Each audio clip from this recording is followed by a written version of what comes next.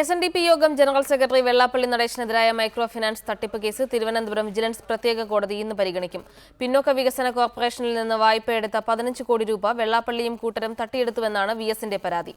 അതേസമയം മൈക്രോ ഫിനാൻസിൽ 80 ലക്ഷം രൂപയുടെ തട്ടിപ്പ് നടന്നതായി വിജിലൻസ് നടത്തിയ രഹസ്യ പരിശോധനയിൽ കണ്ടെത്തിയതായി ലീഗൽ അഡ്വൈസർ കോടതിയെ അറിയിച്ചിരുന്നു.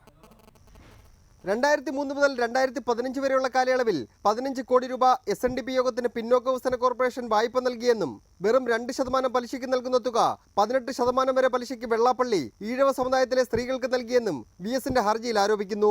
5% കൂടുതൽ പലിശ ഈടാക്കരുതെന്ന് പിന്നോക്ക വികസന കോർപ്പറേഷൻ നിർദ്ദേശം നൽകിയപ്പോഴാണ് വെള്ളാപ്പള്ളി 12 മുതൽ 18% വരെ പലിശയ്ക്ക് പണം നൽകിയത്. മാത്രമല്ല വ്യാജ മേൽവിലാസങ്ങൾ നൽകി വെള്ളാപ്പള്ളിയും കൂട്ടരും 15 കോടി രൂപ തട്ടിയെടുത്തുവെന്നും വിഎസ് ആരോപിക്കുന്നു. ഈ സാഹചര്യത്തിൽ വെള്ളാപ്പള്ളിക്കും മറ്റുള്ളവർക്കുമെതിരെ കേസെടുക്കണമെന്നാവശ്യപ്പെട്ടാണ് വിഎസ് കോടതിയെ സമീപിച്ചത്.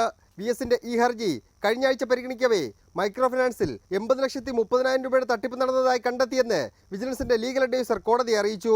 തുടർന്ന് ഇതുമായി ബന്ധപ്പെട്ട് വിജിലൻസ് നടത്തിയ രഹസ്യ പരിശോധനയുടെ റിപ്പോർട്ട് ഹാജരാക്കാൻ കോടതി ആവശ്യപ്പെട്ടു. ഈ റിപ്പോർട്ട് കൂടി പരിഗണിച്ച ശേഷമായിരിക്കും വെള്ളാപ്പള്ളിക്കും SNDP ഭാരവാഹികൾക്കുമെതിരെ കേസെടുക്കണമെന്ന വിഎസിന്റെ ആവശ്യത്തിൽ ജഡ്ജി ജോൺ കെ ഇല്ലിക്കാടൻ തീരുമാനമെടുക്കുക. വിഎസിന്റെ ഹർജിയിൽ ആരോപിച്ചിരുന്നതുപോലെ വ്യാജ പേരുകളിലാണ് SNDP പണം പലിശയ്ക്ക് നൽകിയിരുന്നതെന്നും വിജിലൻസ് കണ്ടെത്തിയിട്ടുണ്ട്. റിപ്പോർട്ടർ, തിരുവനന്തപുരം.